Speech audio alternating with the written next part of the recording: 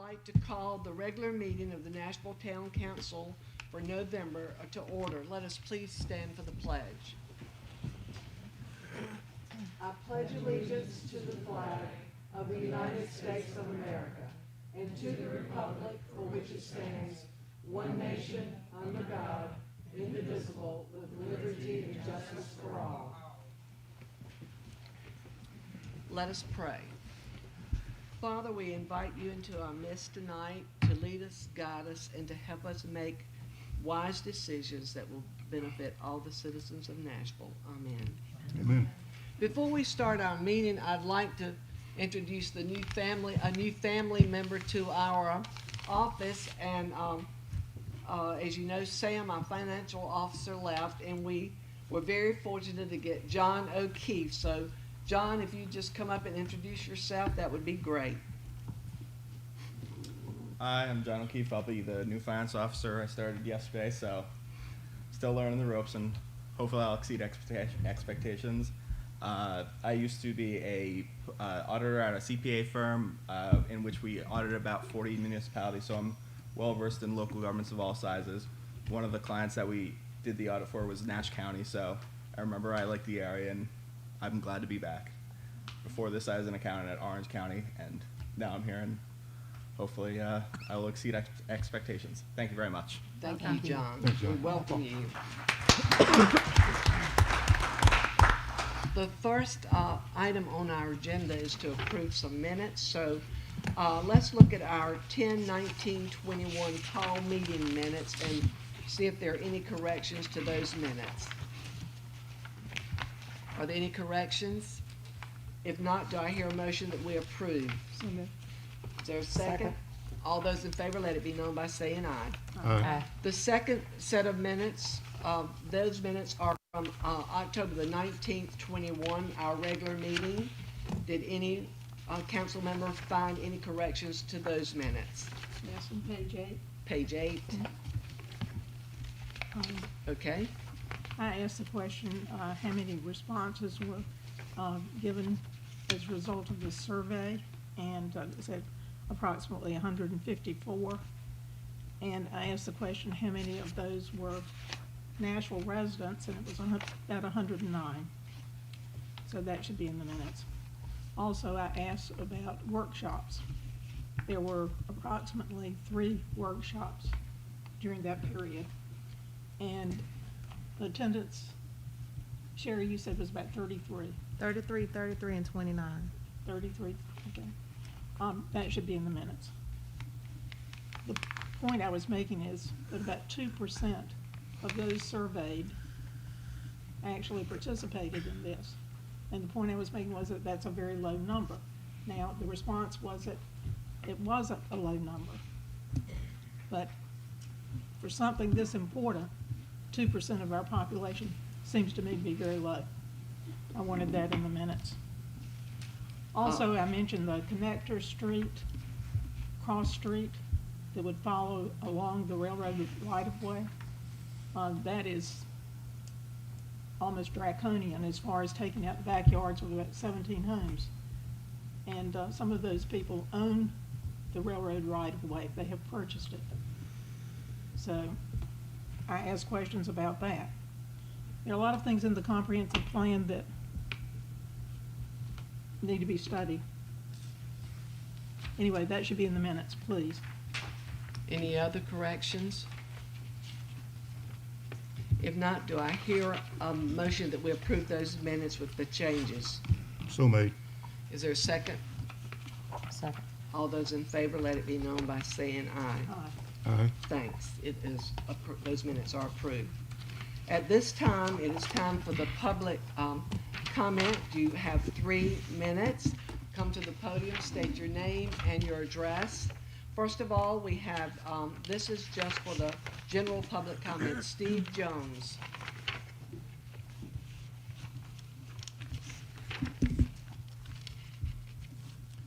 Steve Jones, 1747 Wallet Mill Road, Brattleboro, North Carolina.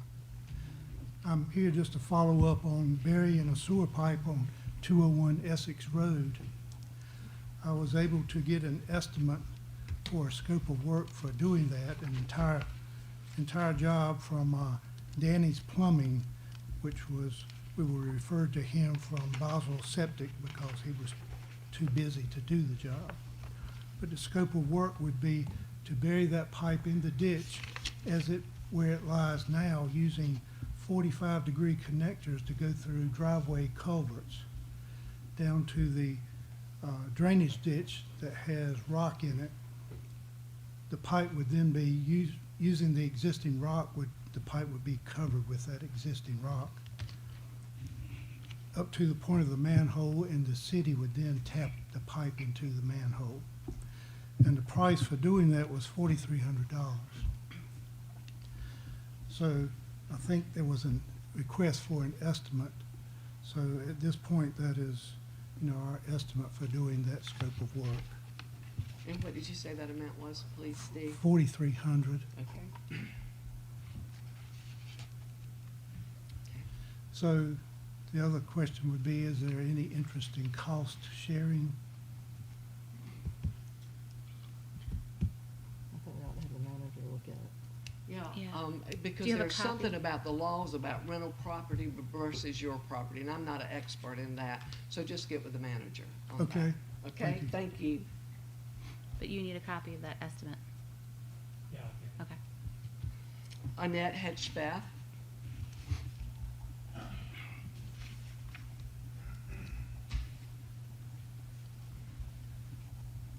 My name is Arnett Hedgepeth, and I live at 200 Essex Road. I hope to become a familiar face in this place. Okay. Last week, I asked a question about the grant. No one gave me a public answer. I'm back again to ask the question about the grant for the sewage project on Essex Road. My question was, if the grant is not approved, how will this project be paid for? No one said anything. I didn't say anything. So now I'm back asking the same question because I believe that we should be moving in a realm of transparency with no surprises coming at the last minute. So would somebody please answer that question for me? If the grant is not approved in March or February, how will this project on Essex Road be paid for? And Ms. Hedgepeth, I wish we could answer you, but we really right now don't know, unless you know exactly where it would come from or what we would do right now. We're hoping with some more development that we will have some revenue to fix pipes and roads more. But Randy, do you have an answer for Ms. Hedgepeth? Well, I can give the council some options. Our American Recovery Act money, the ARP money, we can use for this project. The council can appropriate fund balance, the money we have in the bank, for this project. You could choose to proceed with this project if the grant money isn't with a special assessment, whereby you would charge a portion of the project back to each property that's going to connect. Now, theoretically, if this sewer system would have been put in when the subdivision was built, those lots would have been priced and the houses on them to recover that cost the developer would incur. Special assessments certainly aren't popular, and it could be sizable per property. But those are three options I can think of right offhand, if we don't get the CDBG grant. Right. And the reason I keep asking that is I read the minutes and all your grant applications have not been approved. So it's concerning to me that down the road in a community where there are a lot of senior citizens on fixed incomes, that they will have this boom in the face to connect to the sewage. And you're not gonna have an option to connect or not connect, I don't guess. Is that correct? Well, as long as your septic is working, you don't have to, but you don't have any options once your septic doesn't work. Okay, but Which is the situation Joneses are in. Right, but as in my case, we have septic. We get it pumped out, and the worst we've had was during the hurricanes, Floyd, and all them people came through. However, we never know when that system, because the house that Mr. Jones is speaking of only had one person living in that house from the time it was built in the 70s, and it failed. So you're saying that there are 3 other options. There are options. Okay. All right, thank you very much. Next, we have Virginia Budzinski.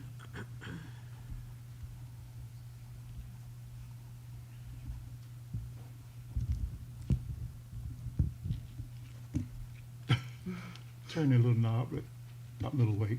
Where your left hand knob, come up. Right there. Turn that. There you go. Thanks. I'm Virginia Budzinski, who resides at 400 East Church Street in Nashville, would like to address the current water billing situation in the town of Nashville, North Carolina. My husband and I recently moved here this past winter and purchased a home in downtown. We were recently made aware of how the city bills for water consumption in the town and believe many are not aware of this, and we were told this past summer that the water bills were higher due to costs and charges for supply. We all have meters on our properties and expect them to be read on a regular basis and billed according to our consumption. But today, after receiving another high water bill, one of which I am sure is not as high as others received in the community, we called the city hall and spoke to customer service to find out if the meter is being read correctly or if there is an issue with it. During this call, we found out that regardless of how much water is actually used, we are being billed per 1,000 gallons of water usage in increments of 1,000 gallons, and not how much is actually used and consumed, and we're told this is how the city pays its supplier for water. How can you justify charging for 1,000 gallons of water when someone only uses between 1 and 999 gallons of water, and then once they go over 1,000, it jumps to 2,000 gallons, and so on and so on?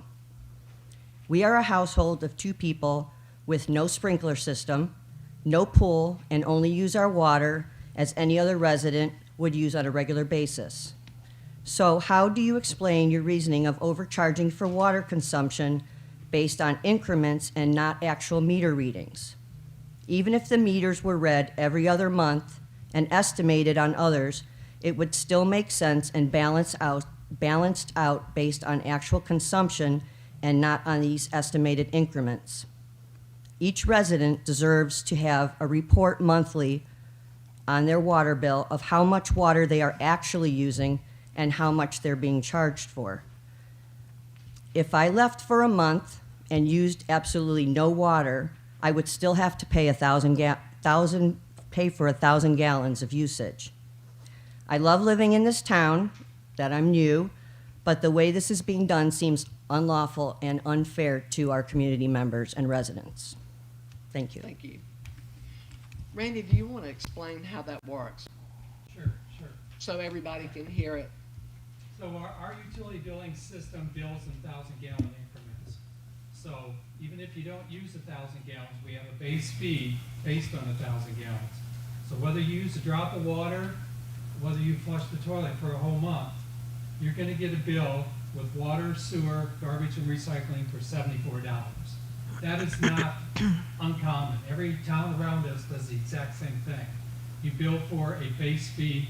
Now anything over 1,000 gallons, say if you use 1,600 gallons in a month, you're still going to get billed for only 1,000 gallons of consumption. So once you use 2,000, then you'll be billed for 2,000. So in the case of using 1,600 gallons, you'd only be billed for 1,000 gallons that month. The next month's bill would begin with that other 600 that wasn't billed the previous month, plus then whatever you use. So then the next month, if you use 1,400 gallons, you'd be at 2,000. Your bill that month would be based on 2,000. Then the following month, if you use 1,600 gallons again, you'd be billed only for 1,000 gallons. So it goes up, it comes down, but that's what happens when you bill in 1,000-gallon increments. Ours has never gone down, and we've been here since February. Now, Randy, isn't the new computer system gonna change that, or? Well, we can, you know, with the new Edmunds software we have, our meters are capable of giving readings in 1,000-gallon increments. And we can bill in, 100-gallon increments, and we can bill in 100-gallon increments. We'll have to, you know, move a decimal point basically in our fee schedule, and in the multiplier in our computer software, we'll have to back up one decibel. But we can bill in 100-gallon increments. Would it make that much difference? Really? In the overall, no, it'd be the same. I mean, because right now, whatever you're not billed for gets made up the following month, and you get billed for it the following month. So every other month should be higher, Well, it depends. if again I how you use use the it. same If you go amount, over 1,000. with the same usage. Yeah, I mean, if you're consistently under 1,000 gallons of usage, you're gonna get billed for 1,000 gallons whether you used it or not. That's called the base fee. That's, every town around us has the exact same thing. And, you know, some towns bill in cubic feet of water, which, you know, you have to convert to gallons by multiplying by 7.865, which really adds a lot of confusion to it. I like the fact that we do bill in gallons and not CCFs, But unfortunately, all of our bills only show numbers, like this month ours shows, I brought like the last 5 with me. It goes from 23 to 25, which says that I used 2,000 gallons last month. The 2 months before that were 1,000. I don't understand how you can say a family of 2 people with a kitchen that is under construction for the last month, no dishwasher, no watering the lawn, none of that stuff, how you can tell me that I used 2,000 gallons of water in a month. well, 1 month where you were billed for 1,000, you could have used 1,600 gallons. There's no way. Then the next Where, month, when that, you used 1,000, you'd be at where's the water going? I don't understand where Well, what we can do- 1,600 gallons of water is going when I looked at my past, okay, I know this is irrelevant, but I looked at past bills in Ohio where they do bill by cubic foot. I even spoke to a couple people that are billed that way. They're actually billed by their actual meter reading. I don't understand why we can't be billed by our actual reading and show the actual meter reading, not just a 23 to 25 or a 25. So next month, it's gonna say started at 25 and then it's gonna say 26. So, okay, I'm gonna be billed for 1,000 gallons. But then if I go over that, you're telling me that I'm paying for an extra 1,000, but it never balances out. On months when I could use 1,001 gallon, which I highly doubt I even use that much in a month. It does not make any sense. I've spoken to residents, and a lot of them are here tonight, that agree with me that this formula does not work. If we all have meters, why can't we be billed for our actual usage? I mean, I understand, I have a gas line, so I have to pay a minimum gas bill to Rocky Mount every month. That's understandable. If you want to charge a minimum, but I can't see exactly what, I want to know, like my husband called the city today and said, I want to know what my actual water usage was. And she said, well, it'll take us a couple days or a week or so before we can do that. That if there's a meter there, you should be able to pull it up. The bills are based on actual water that went through that meter. But keep in mind, unless your meter trips to 2,000 gallons, you're only gonna get billed for 1,000. So if you use 1,999 gallons and don't trip it to 2,000, that month you only pay for 1,000. Now the next month, the 999 gallons between 1,000 and 2,000, you start out with that. So if you use 500 gallons the next month, you're gonna be in the same situation.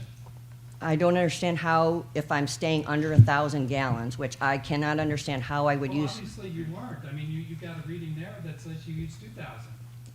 Yeah, which I'm trying to figure out why. Because the last 3 months before that, I'm at 1,000. I'm at 1,000. So what are the readings on it? The numbers before and current? 19, so the one in the summer where I watered my lawn, which I stopped, 19 to 21. But I was told, That's 2,000 gallons. right, okay? That was not 21 to 22, 1,000. 1,000 gallons, 22 to 23, 1,000. 2,000. But then here, all of a sudden, it jumps to 2,000. Well, what are the readings on that one? I told you, 22 to 23. So the numbers don't make any sense.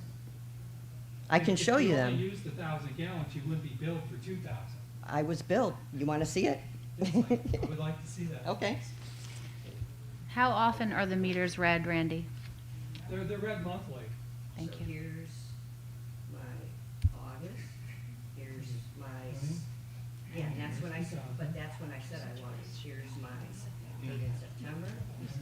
Okay, I'm just gonna suggest, Here. Virginia, that you go in and talk with him so we can move along, because we have right many people here. So just go in his office and talk with him sometime in the day. The next person is Dustin Faithful. Yeah, he's gonna be part of the hearing. Oh, you're gonna be part of the hearing He's of part of that. the hearing. Okay, so you didn't need to sign up on this. This is for something. Okay, how about Janice Sims? Now, Mayor, before we move forward, did we decide what we're gonna do with Miss, She's gonna call him and go down and see him and work it out. and we pull one of her pull a water usage report on her Right. and compare it with her And bill? monitor it. Just quickly, we have the ability to put a device on a meter that will give a report of Right. water going through a meter every 15 minutes for a 3-month period, and you can see what time of day water actually went through your meter. Can we do that for her? Yeah, Yvette's already got that in the works. Okay, thank you. Okay. Hi, I'm Janice Sims. I live at 225 Westvale, and I'm here because I got the notice about the closing not only of Elm Street, but of blocking off Drake Street. And I am concerned. You all have it where we will be going through the parking lot of the courthouse. Is that where we're supposed to be getting out? Is going through the parking lot? Because if you're going, what part of Drake are you talking about blocking off? See, it's, Randy, can you show the map? show the map. We do have a public hearing on the agenda. Okay, for can you this. just come back up when we have the public hearing on that and they show everything, please, Janice? And we're gonna do that tonight. Well, we're gonna do it tonight. And you'll Just be able to go answer my other questions about other things? If Oh, you've do you got have- something else other than Drake, yeah. It's all pertaining to Drake and. Okay, well, and- wait till we do that, and then you're welcome to come back up and Okay. ask any questions you have. And so that concludes the people that have signed up for public comments. So our next item is,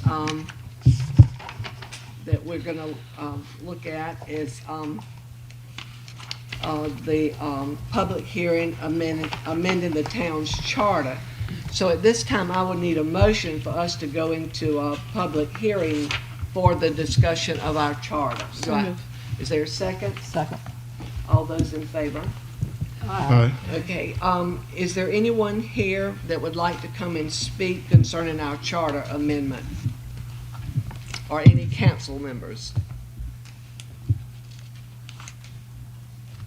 Any questions about anything on the charter? We have looked over it and reviewed it. I need some explanation. It's so abbreviated. We're adopting Creedmoor's charter, and I feel like we haven't touched ours since 1969. Pardon? It was amended a couple times, but just very minor things. Very minor. And I'm just wondering, as a council, do we need to have a work session so we can really look at this charter? Because this is very generic. What would you like to see, Louise? Maybe take the existing charter and cross out what is no longer applicable, and then list the reason why it isn't? Yes. Because it's either somewhere else in our That's what ordinance she did. or somewhere in the general statute, and we don't have authority to set rules on that, or, okay.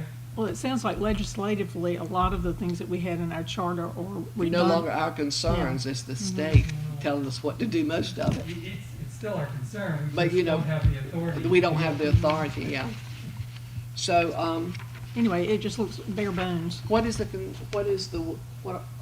about the council? What do you think, the rest of the council? It wouldn't hurt to do it. I mean, you know, that way everybody we're clear on what we're doing. I have no problem with it. I mean, I'm okay with it, but I also don't have a problem with let's doing it the way she just suggested. Well, Give us our old charter and then just changes. I would need a motion for us to have a meeting. Do I hear that? I move that we sit down as a council and look at this charter in detail. Is there a second? Second. All those in favor, let it be known by saying aye. Aye. Now, do I hear a motion that we come out of the public hearing for the charter, since we've decided that we will, have a meeting to go over it? So moved. Second. All those in favor, let it be known by saying aye. Aye. At this time, our next item is, the public hearing for, Drake Street closure. So, I will need a motion for us to go in, to, a public hearing concerning that. So do I hear a motion that we, So moved. okay, all those in favor, let it be known by saying aye. Aye. So at this time, Randy, do you want to talk to that, or is there anybody from the county to talk to that? And then let Janice ask her questions, please. I think Jonathan Boone with Nash County is here this evening to explain the request. Jonathan, where's Jonathan? Okay, Jonathan, can you come forward, please?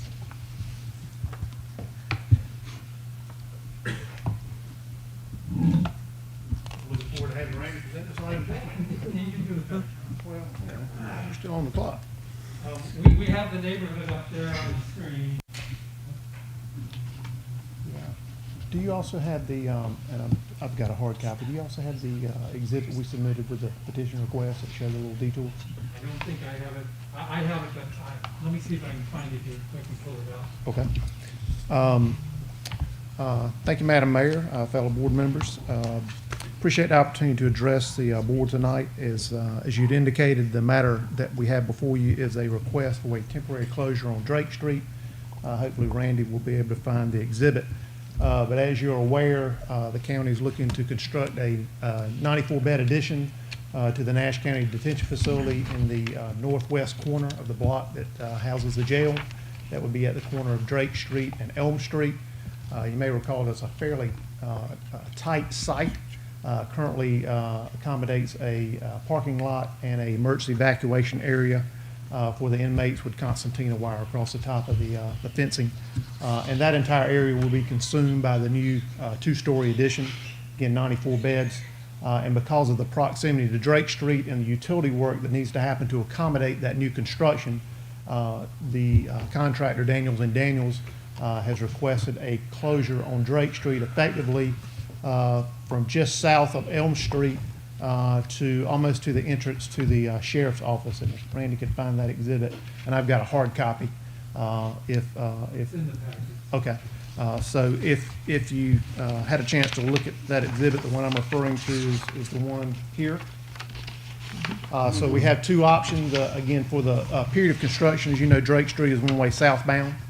And would remain one-way southbound until work on the new addition is completed and the improvements are completed at the intersection of Drake Street and Elm Street to allow us to accommodate westbound right turns from Washington Street onto Drake Street. But for the period of construction, at least for that 94-bed addition, which we anticipate will be about 15 months, although I'd included in the application 18 months, I wanted to ask for a longer period of time than we may actually need. I'd rather under promise and over deliver.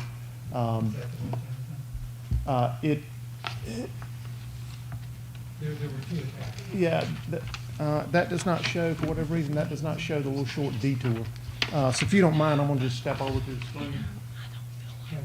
Let me try the other one. There was two attachments on Did it. you have it in your packet? Yes, but it's hard to figure So- out. I didn't even know we were This looking at is- roads. This is the new addition here. It's the existing parking lot, again, two-story addition, 94 beds. And there's quite a bit of utility work that has to happen within Drake Street. There's quite a bit of sewer out in Drake Street, both on Drake and Elm. has to be redirected out of the parking lot to accommodate this new addition.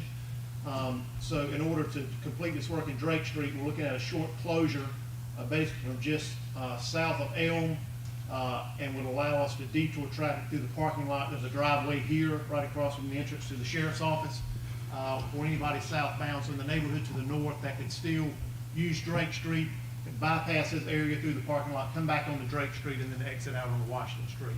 But again, the concern is with this construction and utility work, and the utility work has to happen first. You can't start building the building without relocating the storm drainage and a sanitary sewer. So that will be the first work that's done, but that will all be in this area. And then as they start working on the building, there'll be a lot of staging of equipment, scaffolding, et cetera. This is all masonry construction, so the concern is about safety for motorists on Drake Street while that work is occurring. So again, the request, I think it's about 175 feet, as I detailed in the application. They would look to close here again. They anticipate the work will be completed in 15 months. In the application, I've asked for approval for 18 months. Just give us a little extra factor of safety. And once that construction is completed, then we go back to a two-lane street, right? I mean, two-directional street. Ideally, we would have the work done out on Washington Street and Elm Street, so we can convert it to two-way operation. But at a minimum, we would be able to remove the fencing and then allow traffic to continue on Drake Street as it has, or at least as it is today. But this is the first phase of work on our project. As you may recall, there is some renovation in the existing footprint, both in the portion of the facility that's built in the 70s and also on the west side, or excuse me, the east side of the facility that was built in the 1990s. But once this work is done, the street can be reopened because the work inside the building will not be impacted by traffic on Drake Street. When is Drake Street going to become two-directional? I have not got the final project schedule yet from Daniels and Daniels. They're trying to work out a variety of issues with utility relocations. I have told them I want that done. When we are able to remove the fencing, my goal would be to have the work on Washington Street done so we could go ahead and open a two-way operation and not have a delay. So I would anticipate 15 months, no later than 15 months into our project. Okay. And how long is it going to take just to get the utilities done on Drake? I do not have the project schedule yet, but the anticipation that what the contractor is telling me is utilities be relocated and the new building will be completed in 15 months. But it should not take 15 months for them to relocate the utilities. Right. No, but That's what I'm getting you're at. building a two-story building right off the back of the right-of-way on Drake Street, and the concern would be with all the staging and equipment that is required to do that, that would potentially endanger motorists on Drake Street, and we'd rather be safe than sorry. Which brings us to the two-way street eventually. In the graphic, there was a rendering of the median that will be on Washington Street, which will keep traffic making a right in and a right out. Now, according to the graphic, it's 165 feet long, which is pretty long. And I'm just wondering if we need a public hearing on that. Well, that is not related to the closure. The length and the dimensions on that island are dictated by the North Carolina Department of That's Transportation. DOT stuff. That was a function of the application to the DOT and the driveway permit. Basically, the DOT told us what that had to look like, and we complied with their request. So the unintended consequences of a right in and right out. Is that median? There is no right, 160? it will be a new right-in, right-out. Today, you do not have a right-in, right-out. Right. And But- so, go ahead. It looked like it would be 165 feet long, 4 feet high, 4 feet 4 wide. inches high, 4 feet wide, 4 4 feet inches wide. high. 4 inches high. How wide? I believe it was shown as 4 feet. That was not indicated in the article at all, how wide. I'll be glad to get you a detail on that if you'd like, but that is not related to the temporary closure that I'm here to talk to you about tonight. Well, my concern about the closure is I want to get that street back open as soon as we possibly can. And I understand we almost got to do it for public safety to allow that temporary detour to do that underground work and with the utilities. But as soon as that's done, all the rest of the construction will be from curb back in, not into the street. Except you're building a vertical face wall that is probably 35 feet But tall. But the wall is going It north. is right off We're the back of building the out. curb. It's right off the back, it's right off the right of way to Drake Street. But I guess what I would say to that, there's no advantage for the county or the contractor to make that last any longer than they absolutely have to. I understand. They want to be done as quickly as they possibly can. So it's not anything we're gonna try to drag out. We want to get in, get the project done. Get The out. sheriff wants those beds as soon as he can get them. I know y'all want Drake Street as open as quickly as you can get it open. You want it converted to two-way operation as soon as we can do it. I'm absolutely committed to that. There is no reason to drag this out. And what is the alternative that they'll use while Drake Right. Street is closed? Well, again, you could, well, so now Randy's got it, he found out. So again, there's two driveways on the Drake Street into the parking lot here. So basically, we would, maintain access here that will allow you to come access the parking lot right in front of the church that's there today. And then the first driveway that will bring you back into Drake Street, you just come back on Drake Street. So again, that ends up being about 175 feet. And there won't be any parked cars or anything obscuring that detour. That'll be a fenced-in area. You're talking about south of. For the Where citizens. the detour In- is for in the whoever north- has to use that. Certainly, if there's any kind of conflict around the driveway, we would address.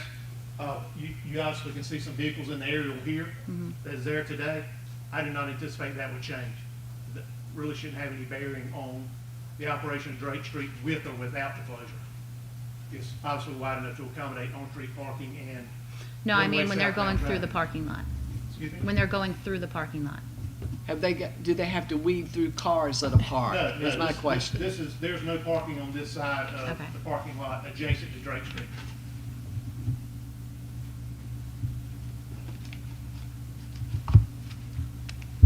Okay, so we So- can assure the public that during that detour period, that, because once they get out of the street and get into the parking lot, there will be no sheriff's department or any courtroom attendants cars in that area where they need to go across. Yeah, there's no parking on that east side. It's all, it's open pavement. I'm talking about in the parking lot, because they'll be going through the parking lot. That circulation aisle is on the east side of the parking. So here's the parking here. Here's the Right. vehicles. Here's the two-way aisle in the parking lot. There's no parking on this side of the aisle. So there'll be no conflicts here. There'll be no vehicles here. They don't have to cross. Again, all the parking will be to the west because this is your access here. Okay, so I have a complete, Immediate clear access. path. There'll be no vehicles parking here. There are none Okay. today and there'll be none in the future. Okay.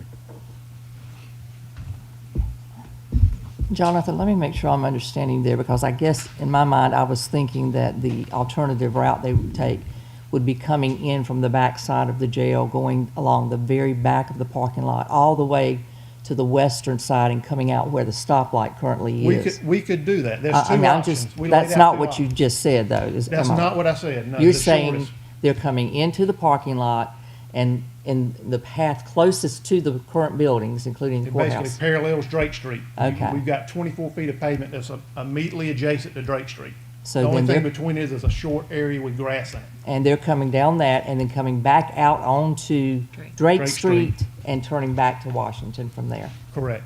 Okay. I wasn't clear on that, but that clarified it. Yeah, we did consider an option that would allow, and, and in all likelihood, there will be some of that. Some, the folks that live in that area know that. They'll go up to the Right. traffic signal, and they will likely come back, they potentially could come back the same way. Okay.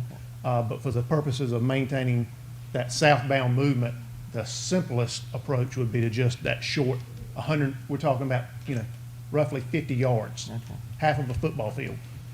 But they'll have to understand that detour is still one way as the street is right now. You can't pass anybody in the parking lot access. It'll be one way coming out. Correct. Well, that aisle is wide enough for two-way traffic, so that doesn't change. Yeah, but it's If not- you go in that parking lot today, it's wide enough for two-way traffic. But I guess the other thing I would say is, if there's any changes need to be made, we're gonna do what we need to do to make sure it's safe for the motoring public. We're not looking to create any problems. But we're also looking to try to avoid a potential problem with that construction happening so close to the roadway. So the motivation for the request and anything we do with the detour is to accommodate the public and to make it as safe as we possibly can. Because we don't want any problems, and we don't want any problems for the residents, we don't want any problems for the town. John, while you're up here, Janice, do you want to ask, while he's here, your questions? Where did she go? So you can help us answer them, John, if we don't have the answer. First of all, I gotta correct him on something. I live over there. So I know what the deputy sheriffs do. That area he's talking about they can pass through is blocked by the deputy sheriffs. They park there. It might not be a parking space, but they park there. I commit So- to you that we can fix that problem. If it becomes a problem, we can fix that problem. Well, it's a problem I'll give you my now. card tonight. It's a problem. We can fix it. The other thing, like you said, you asked that part, we having to coming through the parking lot to come to the stoplight to get out. And the only thing about that is, I had these questions about, like, during Halloween, the deputy sheriff's blocked off the way, we couldn't get through. If everything had been blocked off, they blocked off to do their Halloween thing. There was no way for us to get through there, the parking lot. In May, you generally had the Blooming Festival. How will we get through there then? All these questions, and then the other thing is emergency services. How will they get to us? Because during the mornings, those parking lots are packed. And when you're coming through, I've been coming through there with traffic. You have to stop for one car to go by so that you can go past them. Because that's how congested it is with the parking spaces. So all this stuff got me wondering, we're gonna be blocked off in that side. And the only outlet will be through the parking lot. Like I said, the deputy sheriff's blocked that area. That means we had to go through the parking space to get there. And like I said, in order to get past another car, trucks that's be coming through there, you have to stop. Let them turn the corner, then you can turn the corner and go out. It's a lot more complicated from me living over there. When they had it blocked off for the sewage drainage, I went through all this. And having to go through it again for 18 months, that's a long time. Randy, can you just show different ways of access to get in and out? Sure. So you're on Vale, correct? Yeah. And our roads are tore up over there, so.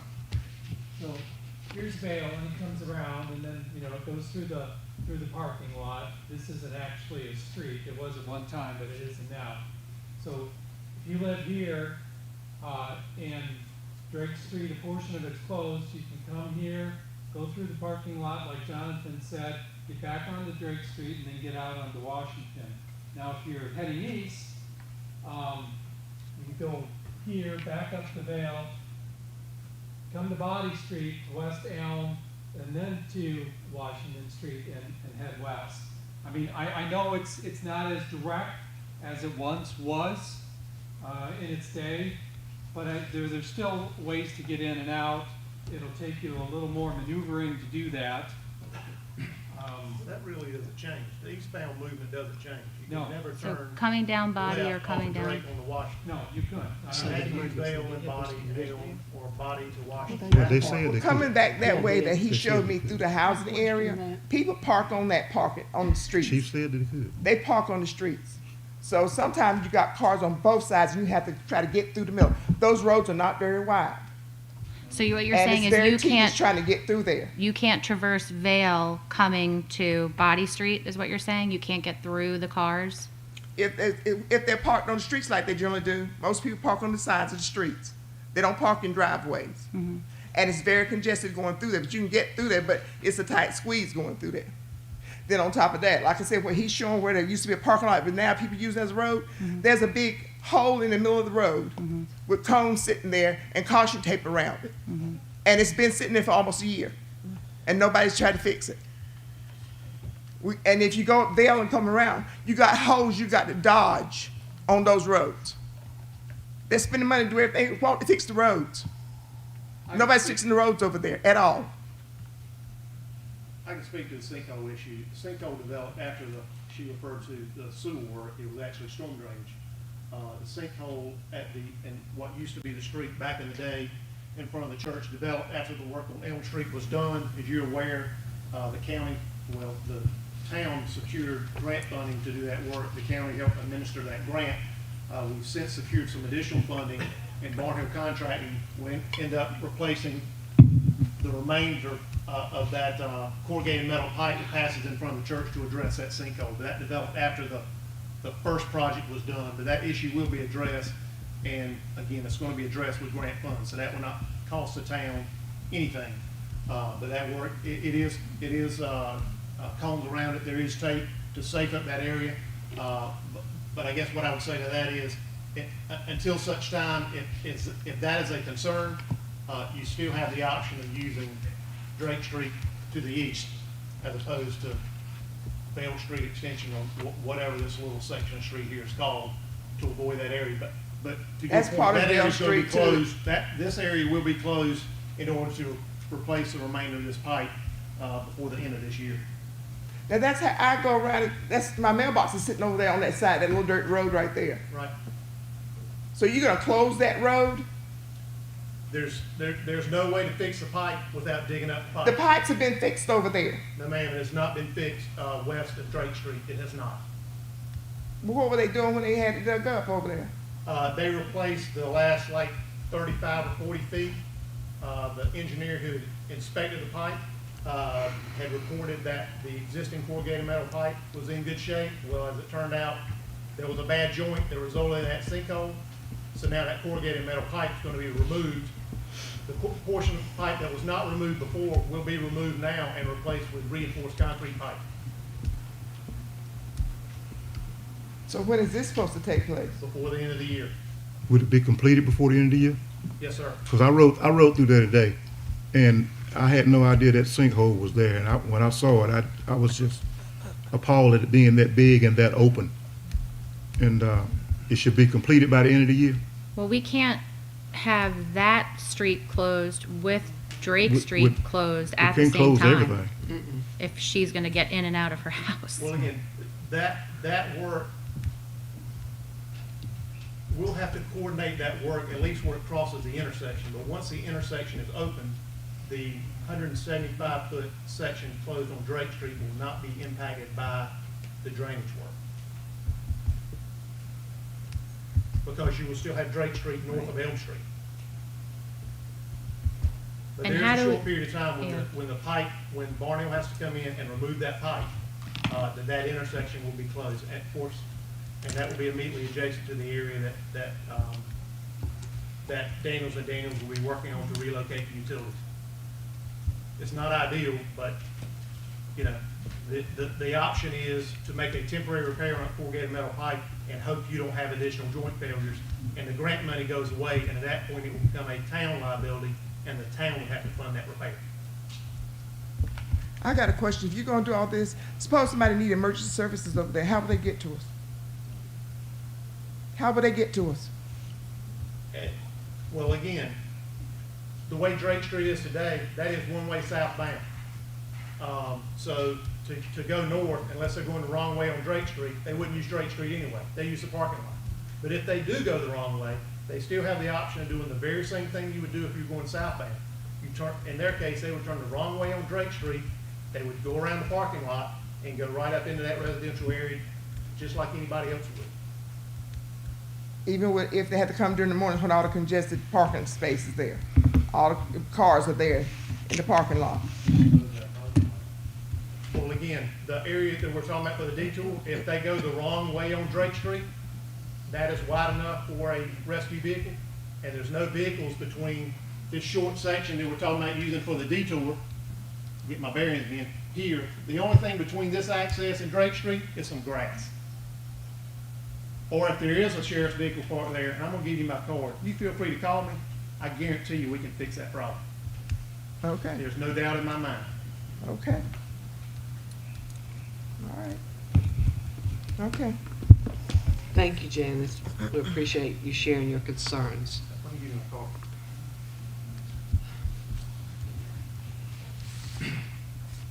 Okay, council, what is your desire concerning this temporary Drake Street closing?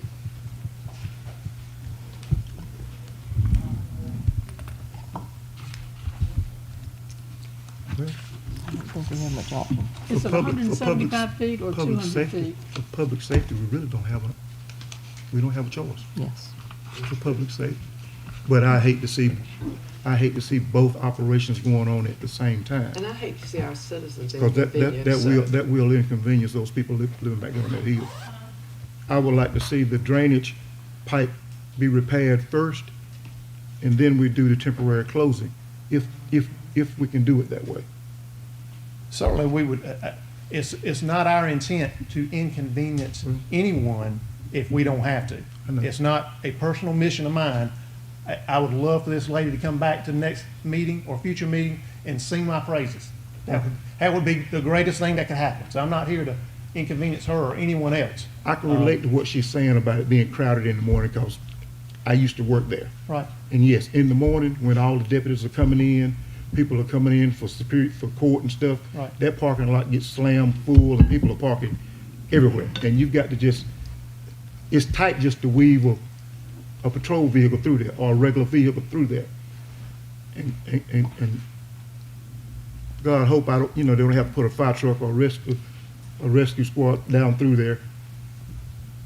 And I've talked with the fire chief and I've talked with the police department and rescue people, and if they have to go the wrong way on the one way, they're gonna do it. Right. To get there. Right. But that's gonna just convolute the whole situation again. So I think one project at the time would be less of a disruption to the public up there if we could. Get that sinkhole fixed first, if we can, so we ain't got the sinkhole section closed off, plus the detour part closed off. That's two obstacles they got to deal with, rather than one, if we can do it. I understand. You know what I'm saying? Because it's crowded in the morning. And during court date, that parking lot is slammed full. So if we can do that without inconveniencing them too much. I mean, I realize the closing, the temporary detour is almost, for public safety reasons, we don't have a choice. Well, yeah, especially with the utilities, they're We don't ripping have, up the road. for the utilities, we don't have a choice. So I'm for the temporary detour, but I just want to make sure we don't put them up. We got a temporary detour, plus we got to get around the daggone sinkhole and all this other stuff. And these people that live up on that hill up there, they're not young spring chickens, okay? And we don't, I wouldn't describe it that way, but you can describe it that way. no disrespect to this lady here, but we need to make it as easy for them to maneuver through as absolutely possible. Well, that train left the station when we voted to close Elm Street. Let's not So- go back on this, Yeah, I'm sorry. exactly. It's Yeah. for But that's security what- purposes. So what is the desire of the Passing council? We've contraband. talked about this, you've heard the concerns of the citizen. What is the desire of the Well, council? I'll say, I'm in favor of doing the temporary detour because it's almost it's necessary to be done. But The temporary Drake Street closure. the then. temporary Drake Street closure, I'm inclined to agree with that. We have no choice. But we need to pay close attention to the way these people are inconvenienced, and not only will she be calling you, but the town of Nashville will be calling you if it gets too cumbersome for them to get We're through. gonna trust you, Oh, Joe. it is lady We're anything gonna trust you to do take what you care said of you it, were gonna do, John, make yeah. it as easy as possible. Is there a second, since, Mr. Taylor's made the That's motion? fine. Second. All those in favor, let it be known by saying aye. Aye. Motion carries.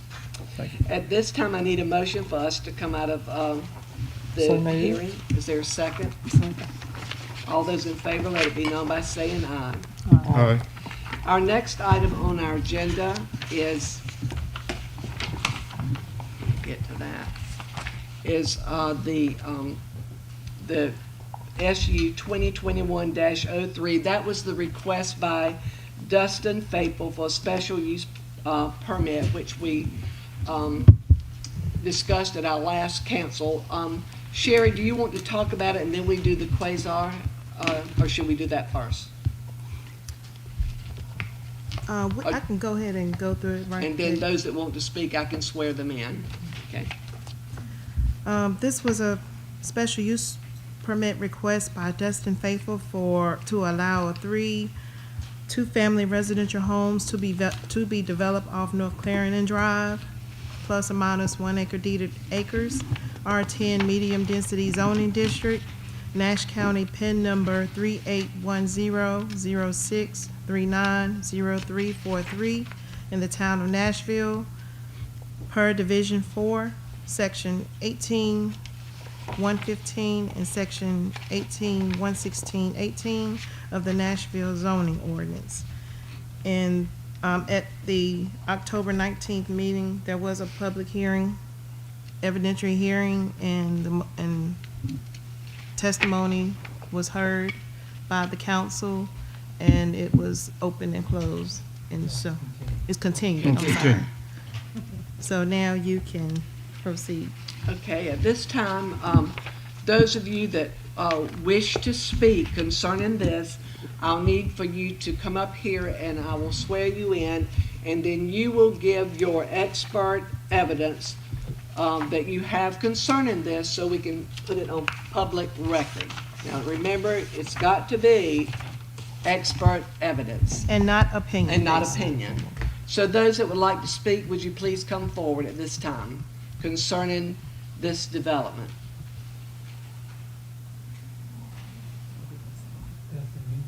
Yes, you need to pull. You're the applicant.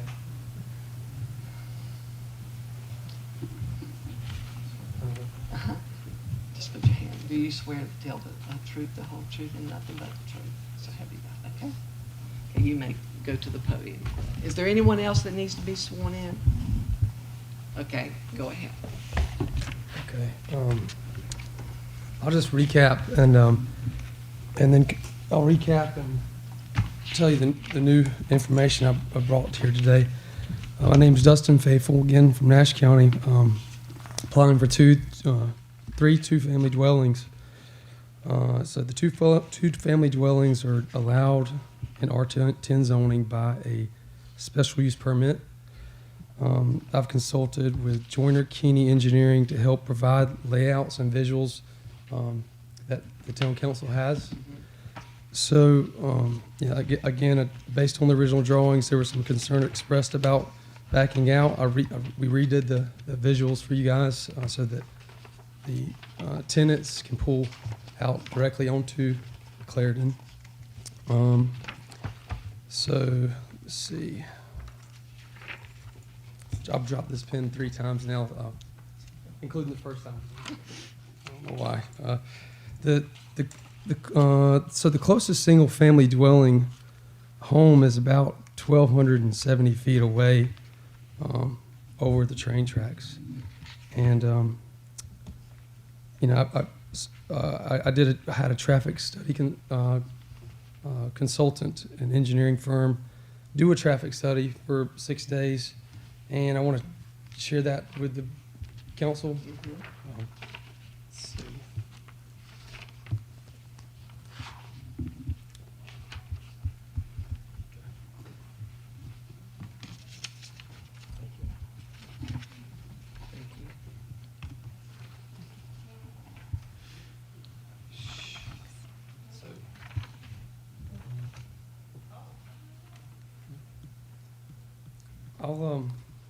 I'll summarize this. I don't think you want me to read this whole thing because it's a lot of numbers there. But so the average daily traffic count was basically 2,887 vehicles per day, and the main point, if you flip to the back page, so like the summary,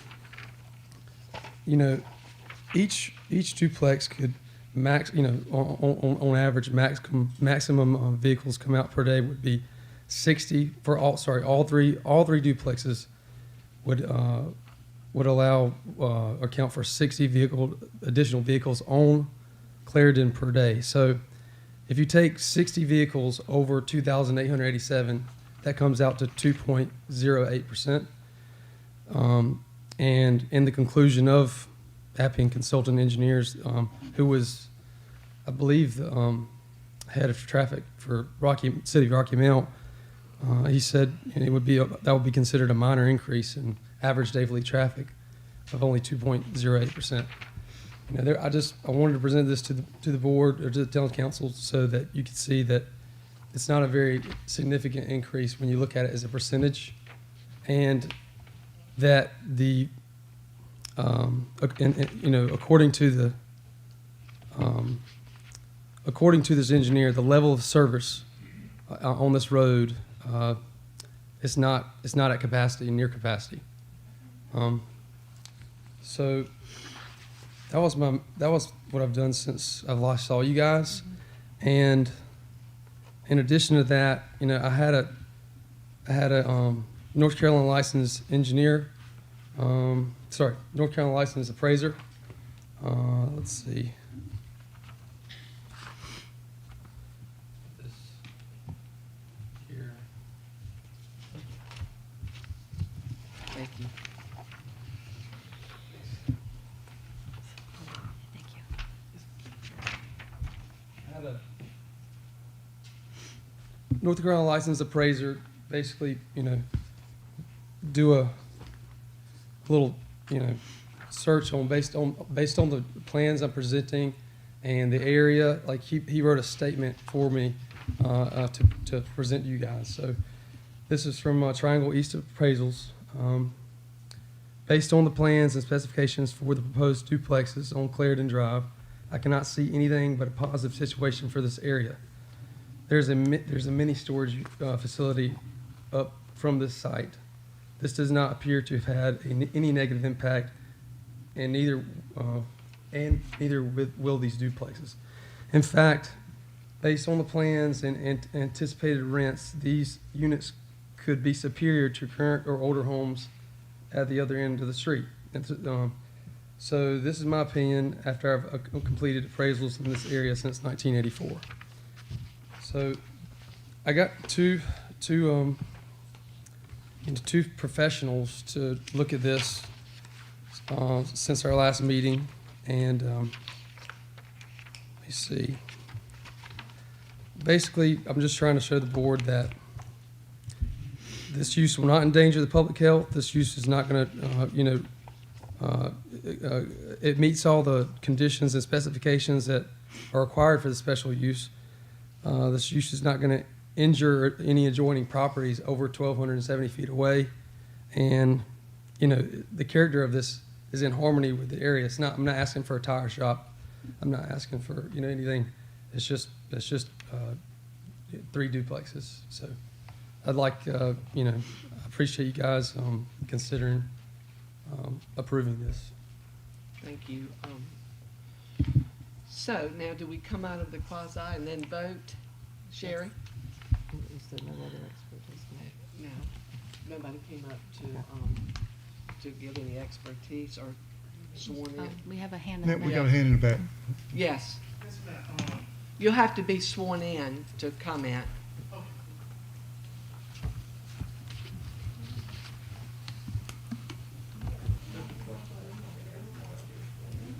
Do you have just a question? Yeah. If you have a question, you can ask a question, but if you're going to give any expertise, you have to be sworn in. Okay, so we did some research on this hearing thing, and this comes from the NC law thing. I can't find it. Can I help me find it again? Could you give us your name, please? It's Yes. Malcolm Holmes, 107 North Clarendon. The house that's 1,200 square feet away from what he's trying to build. And it's just from the School of Government, UNC School of Government. And where is it at? And it was just talking about where, I want to read it verbatim. it talks about being able to do, participation for the quasi-hearing, and it asks, can a neighbor speak? And it even talks about the participation, hold on, I think you decided. I don't know how. Participation, and it says many boards allow interested individuals to provide sworn testimony even though they have not established legal standing. The board is not required to hear from those individuals without standing, but the board may allow such individuals to provide competent, relevant, and substantial evidence on the matter. Indeed, a board seeking to make a decision may welcome additional testimony. And then it says preservation commissions even have statutory authority to seek outside experts, and it gives the general statute. And see, you can give an opinion, but what if you give, if you don't have the expertise or the facts, you're welcome to bring someone and then present it to us. But that's what it's saying. It's saying you don't have to be expert to give opinion. You can give your opinion, but see the, Mark, can you explain that to us? There's two different things. Right. One is who should be allowed to speak. But then the second part is if they're speaking, they have to be an expert. So it's true the board could say that if you had an expert, the board, like she just read, the board could say you do not have standing to be present at the hearing, and so the board could properly not hear from your expert. That's one thing. But the other part is, if the board says, okay, even though you don't have standing, we will let you speak anyway, like you said, Yeah. the board may let you speak. If you're speaking, it has to be an expert opinion. And so just in the same way that Mr. Faithful just presented two expert opinions, you're free to do that. Okay, well, can I get sworn expert? I mean, and you And first I have a have to degree in establish economics, what so. your expertise is. So, like what? Well, I have a degree in economics, so, I mean, And I just want to be able to speak as a citizen. I mean, if the process was to not allow me to speak, and for him to have this opportunity to just do what he want to do anyway, why send me the statute and the opportunity to do this? I mean, did you sit down with the staff between the last meeting and now? no, I had enough with the staff because I went up there twice to the town of Nashville, and I spoke with the staff one time before, and then I spoke with the town clerk one time before, and that was it. When we left the meeting, there was no, y'all get with the citizen. There was none of that. It was just come back the next meeting. So, yeah, I reached out when I got the information. I immediately went to town hall. Well, like in the same way that Mr. Faithful has something from Mr. Joyner, who's a traffic expert. Which he didn't have that last time, and he admitted he didn't have that last time. He Right. got it during the absence. And that's why the town board allowed for us to meet tonight. And but in the same way that the traffic expert gave expert testimony on traffic, and the appraiser gave expert testimony on property values, then if you have an economics degree, what piece of evidence would you be are you willing to testify? Well, I was just gonna testify and just to speak as a citizen if the council would allow it, is what I was What gonna were you do. gonna speak about? But I was just gonna talk about I don't wanna step out of place with the whole hearing and everything. I was just gonna talk as a citizen that's already dealing with that traffic. Even he's got a traffic thing. I pulled over and talked to the traffic guy that said it was already over 3,000. He didn't say 2,800 something. He said already over 3,000. So I know I live on that street. So I know it's a ton of traffic already, and the congestion is going to be crazy already.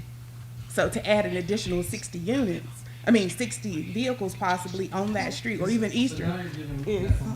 Well, he just asked me a question and I answered. Okay. And I even said I don't want to step out of place. Did I not? I'm turning you over to the attorney Well, to tell me I what mean, to do. and that's fine. That's what I'm saying. I asked, but he considered. You talked to Mr. Joyner, you So- can testify to them what you said to Mr. Joyner and what he said, but that's basically about all you'd be able to testify. So that's just what I wanted to say. I got I just want to say that, and I answered your question after saying, did I have permission, you know, so. Can I, before you start, can I get the title of that School of Government article that you're referencing? Up here. Sorry, it echoes in the We back. got it. Thank you. Thank you. Yeah, so Oh. it's a confusing We concept have it. because- Okay. I just think Okay. it's a confusing concept because it's, Thank you. I get a little frustrated with the process too, because it's asking the council members to act like they're a judge in a robe. And that's, in reality, when you get to a town council meeting, that's not how things really go. So I feel the frustration like everybody else. But if you think about a courtroom, if there are two parties arguing before a judge, somebody who's sitting in the audience just can't come up and start speaking at a court hearing. You have to be a party to the hearing. So one of the issues that that article is talking about is who are the parties to this proceeding. And the parties to this proceeding are the town and Mr. Faithful. And those are the parties to the hearing. And if there, in other situations, there might be other parties involved. If there was somebody who was suing Mr. Faithful, they would be a party. So the first part is, who is a party to the proceeding? But like you just read, the town council may hear testimony from people who aren't parties to the proceeding. Now, that's In a which clarification case, who is and who isn't a party is not really that big of a deal for tonight's purposes. That's, I mean, if this was in the Court of Appeals and they were reviewing it, that would be an issue. But it almost gets confused, it's kind of distracting issue because that doesn't matter because the town is gonna let anybody who has proper testimony testify, whether you're a party or not. So we don't have to worry about the question of who's a party and who's not a party because we're gonna let anybody testify that has competent evidence. And then the issue is who has competent evidence to present to the board. That's the issue. So there's two different issues. We can ignore the first issue and address the second one. Can I, Yeah. can I say one more thing? Okay. Also, we read that we should be able to ask questions. It's like he's more, Well, you understand it, almost depose them and asking questions about what the thing's gonna look like. Yeah. My understanding is supposed to be like a real, like a trial. Like you just said. So even though we're not experts, we're still supposed to be able Yeah. to, the people Ask to Well, ask I would say, questions. on the spectrum of the more like we treat it like a trial, the more frustrated the town council and the citizens will get. So I mean, But- that's, you know, we have to follow the legal, but, and yes, we could treat it just like a trial. Yeah, and you would where have to answer the parties- questions and, Right, Yeah. but we're trying to stay within the bounds of the rules, but yet not go so extreme that we're treating this just exactly like a trial. So, did you have a question for Mr. Faithful? Well- Just yes or no? yeah, I would if that was allowed to happen, if If we're you have gonna, a question, you can ask a question, just don't testify. Or if you have a question, you can ask a question. okay. Well, but I have it right, I don't have it right. Okay, all right, does anyone have a question? Yeah, I mean. Anybody has And some clarity? this issue's come up with other quasi-judicial hearings that we've allowed people. If you just come up, you can give your name. And the person who gives answers has to give competent, Yes. evidence. But we were allowed, I will allow But questions. why did the town choose this for special use permit? That's what I wanna know. And why we do it like you know how you do it the regular, the other way? Why they choose to do it? I'll let the town, I mean, the town plan, I think, are you saying, why is this a special use permit? Yeah, and why is it going I think this the short way? answer for me is because the zoning ordinances we have require it, and Our zoning, our use permit table, it requires, well, it has a use for what they call dwellings, two-family or duplexes, and they are allowed in that R10 zoning district as a special use permit, which means the town council has to approve it and it has to go through this process. So the zoning's not gonna change this. No, the zoning is not going to change. And what it is, so within that section, you have a section, which is the permitted use table. Then you have a section that, for special uses that has to comply with the town council regulations. And then is listed in another section for regulations of special uses, which where the minimum lot size requirement of the 12,000 has to be met, has to be in a certain zoning district, and parking requirements and so forth. So, does this set precedent for the next person who wants to build, say in Birchwood, to get a special use permit if it met? It all depends on what that table is. So it's a table where you have a list of uses, then you have your zoning districts. And it's either going to be allowed as a use by right, meaning they don't have to come before town council, or it's going to be by a special use permit, which means they have to come before town council. And if the box is empty, that means it's not allowed at all. And tonight, whatever the town board does, town council does on this project would have no bearing on that. The question that they're having to answer tonight is, does he meet all the rules? And then if a second applicant came along with another special use permit request, and there was another quasi-judicial hearing, the question is the same: does this applicant meet all the requirements? Yes or no? And what they've done on another project has nothing to do with that. So this doesn't set the precedent where more. Even though the No, this street would is not full have- of single-family brick houses. I'd like to make a statement. I did this, paid for this traffic study. It was a lot of money. I did it for the town council, and as much for town council as I did for you guys, because this was y'all's concern last time. And you're using my own evidence that, from a North Carolina licensed engineer against me. And so like, it just doesn't seem right, because you have the same amount of time to do this. And we talked about these rules last time. Now we're having this very extended conversation about it again. I want to get along with my neighbors, but I did this as much for y'all as I did them.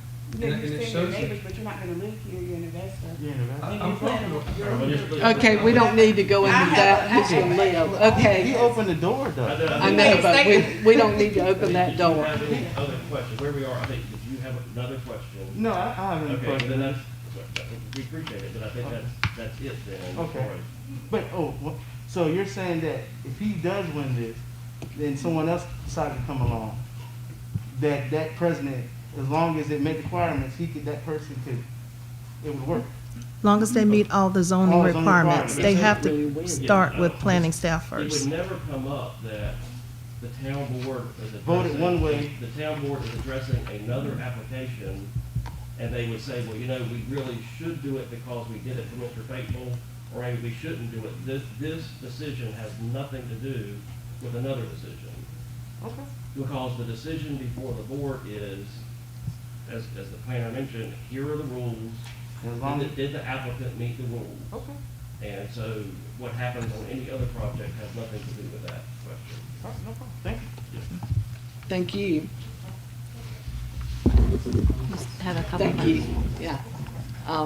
There's another hand up. You got another hand in the back. Yes, May I come and speak a question? If you have a you may ask a question, yes, ma'am.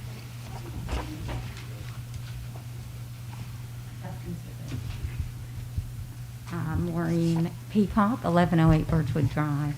I have a couple questions, and Mr. Faithful, my first question would be, what is the time window, the window of time that study was done, the traffic? The last, what's the last one? 10:26, 10:27, 10:28, 10:29, 10:31, and 11:1. And it says that, October, April and October considered, let's see here, excluding Sundays, the average daily traffic for the five higher volume days was 2887 vehicles per day. This is during, Halloween and all that stuff. So the window of time, when did it start and when did? 24 hours. 24 hours. It was a 24-hour study. Okay, and I asked that because after last week or 2 weeks ago meeting, I did go to the police department to ask for a traffic count. I went several times and made a call as well, and they did not do that traffic count for us. So I did see your traffic count there as well. I think my concern is what the impact would be coming from, is that Eastern or Washington over by Food Line? Washington. Okay, so when we come in left here, my concern from last meeting was how the traffic, the driveways will be coming in and out of North Clarendon. And I'm real concerned about the backup there. Because if we're coming in, are we gonna back up? So your question is, How will that impact the turning lane from Washington onto North Clarendon? How will it impact the turning lane from, from Washington or from? Yes, Washington onto North Clarendon, because Okay. the driveways will be right here. I'm afraid that's gonna back up on Washington, is my concern. Do you think that is? Well, it's on the opposite end, right? So opposite end of the Clarendon. Yeah, we need a map. Hold on, let me go back. Yeah, it changes to Eastern Avenue.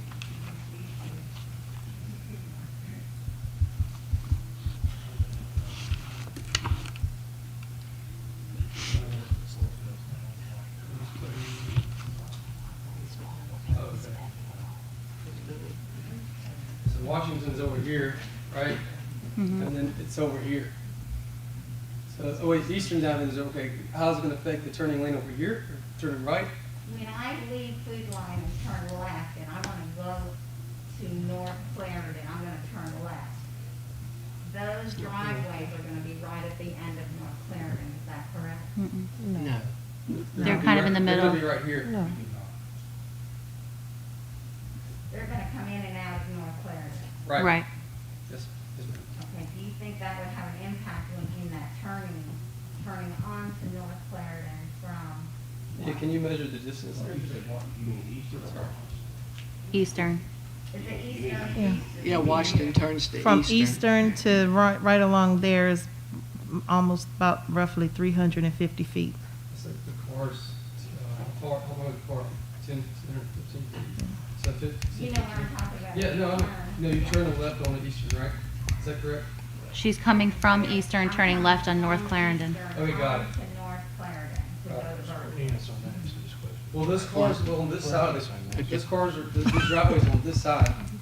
So it wouldn't affect any, if you're turning this way, you're turning, am I correct there? Like the driveways are on the right hand for, well, if you're turning, yeah. So your car's right there. See 1103? Yeah, Okay, if I come on 1103, I'm turning left. yeah. Is that not gonna back up on Eastern? No, ma'am, because the driveways are right here, and this lane's gonna be empty. There's not gonna be any cars in this lane, unless it's a really, really bad driveway. Okay, Chris, I swore Chris in. Chief Joyner. Chris Joyner. Myself, DOT and PD, we reviewed this, and from a safety standpoint, we looked at the distance from that and backing out into the street, and we did this to the street. So all that was looked at. This is on the eastern end, on the north end, the eastern active, this active, Washington Street's on the other end. So, when we looked at it, we looked at the distance of backing out.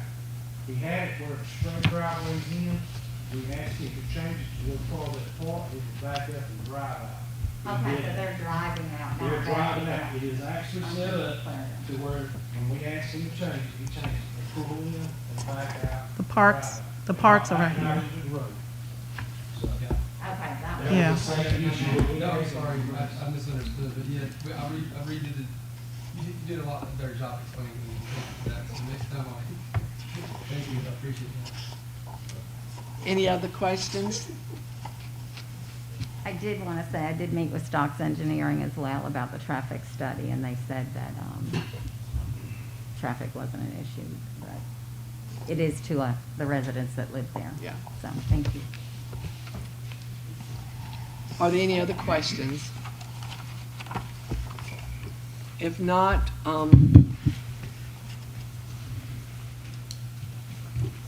I guess we need to come out of the quasi. Do I hear a motion that we come out? Is there a second? Second. All those in favor, let it be known by saying aye. Aye. Now, at this time, you've heard the evidence, you've heard the expert opinions, so what is the desire of the council?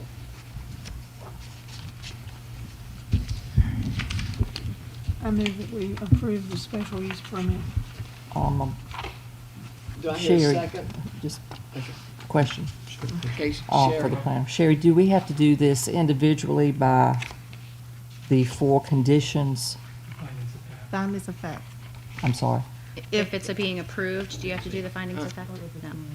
No. Only if it's being denied. Right. Okay, I'm clear, thank you. So we have a motion to approve. Do I hear a second? Second. All those in favor, let it be known by saying aye. Aye. Motion carries, so it is approved. Our next item on our agenda is our comprehension plan.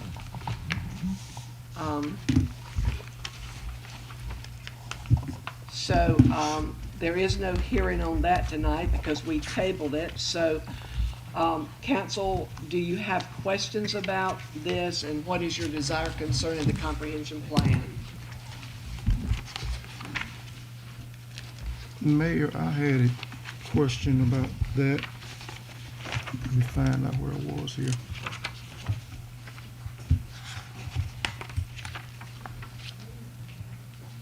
Sherry, the section of Western Avenue is basically all R10. That's Correct. that's zoning. The zone is R10. You're talking about zone, yes, R10. R10. Yes. With the only exception would probably be Doug Sauls is down under the hill, but that was that was probably there before. There's a lot of mixed zoning out there. Before residents got there. Yeah, I'm pulling it up now. I have to Pulling go it up. this way.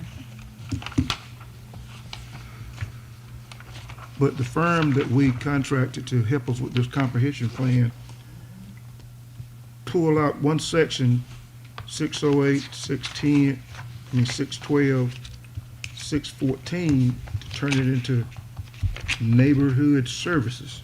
No, they turned everything else to neighborhood services and pulled that section to be R10. Yes. Right. So this is Randy's suggestion, right? Well, what I'm recommending to the council, since all of the properties along Western Avenue are being slated for neighborhood services, it makes sense to me that these 4 other properties would be slated neighborhood services. If not in whole, at least for their frontage, say 250 to 300 feet back. I mean, it stands to me reason that, you know, the consultant is saying that in their expert opinion, that whole area is going to transition in use from what it is right now because it's on a main corridor coming into town. And neighborhood services is likely how it will be used. The neighborhood services definition is a land use classification, includes commercial, office, institutional services that are primarily located and designed to serve the town's citizens, where such development has an established pattern, other lands that represent a logical extension of the neighborhood services. Neighborhood uses are also included. The type of classification in general is generally situated away from highway interchanges and functions as a buffer between highway services and industrial uses and residential uses. And the preferred uses in the neighborhood services, and this is on page 80 of the comp plan, retail, professional services, restaurants, offices, institutional uses, and government facilities. Now, of those 4 properties that show up on the future land use plan as presented as medium density, 2 of those are essentially vacant lots, and they probably have the potential to develop as neighborhood services use far sooner than any others because there's nothing on them already. So there's the reason why I'm recommending to the council that if we're going to slate all the properties along Western Avenue as neighborhood services, these 4 properties should be slated neighborhood services also. Well, I understand that, but why do we need to change it up and it's already an established residential area? Right. It's already established. I And mean, It is, but understand, Withers Ravenel believes that those properties are going to transition in use. Looking into the future, the life of this document is supposedly 10 years, and what their thought is, within 10 years, those properties will transition from residential to neighborhood service. That's why they're slating it for neighborhood service. I'm not an expert, but I'm inclined to disagree with that totally. But those houses have been there for quite a long time, residential. So now their suggestion that the residential houses are gonna go away and they're gonna turn into neighborhood services? Well, they won't go away, they will transition. As those houses are no longer lived in by a resident, they'll be bought by an insurance agent, a dental office, and they'll be converted from a 3-bedroom house to an attorney's office. I don't think that'll happen in my lifetime. Well, we had 3 citizens who spoke against that. Wendy Chapman and Mr. Jordan and Mr. Fry. Do you recall that? They spoke against. Well, this doesn't rezone anything. I mean, the Right. underlying There is zoning no of this rezoning. property is all the same. All this is saying is, you know, we're looking at the factors and how the town is developing, and we foresee this area because it's one of Nashville's 3 main corridors coming in. The uses along Western Avenue will likely transition from what they are now to neighborhood services. That's all it is. And this too is based on information that was gathered at these steering committee meetings and also the open meetings that they had where people gave their input as well, correct? Yes. And also based on just geographically how close it is to 64 and that it's one of the main entranceways into town. And Randy, when I'm looking here at the map, basically the way the plan is presented, every other property on Western Avenue has been designated or classified as neighborhood services, with the exception of those 4.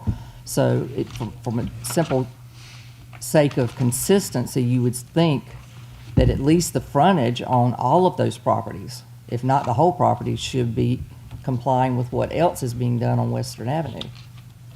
That's the logic that I took in giving that recommendation to the council, that these 4 properties also be slated or classified as neighborhood services.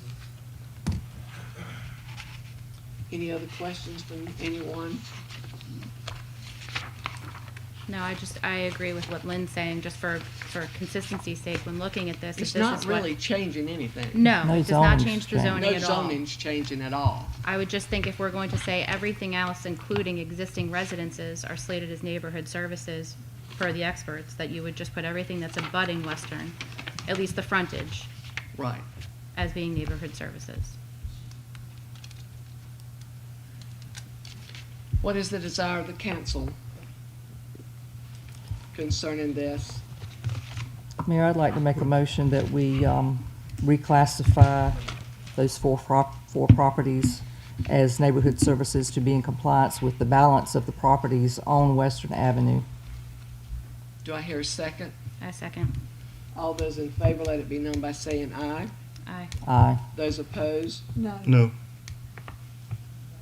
You get to break the tie. So I agree that we need to keep it consistent because it will not change what goes there or anything. It just keeps it consistent. It keeps the So, map consistent. yeah. So it is approved. And do we also need to adopt the resolution, Randy? We need a separate motion for that, or was that? No, the comprehensive plan includes the future land use map. You address that, then the rest of the process is to approve and adopt the comprehensive plan. We had a public hearing on it at the last meeting. Now we have a resolution adopting this as our official comprehensive plan going forward. So now we need to adopt that. Correct. Okay, do I hear a motion that we approve and adopt our the comprehension plan and future land maps for Nashville?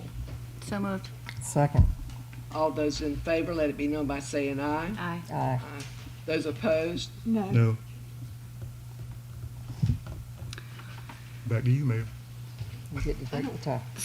Well, I think we need to approve it. We've spent the money for it and it's in order and. We can't drag people out of their homes to make them participate. We can't make them Well, let me send back say in something. a survey. Let me just say this.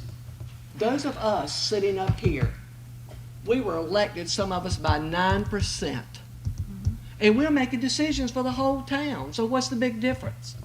Most of us were elected between 9 and 12%.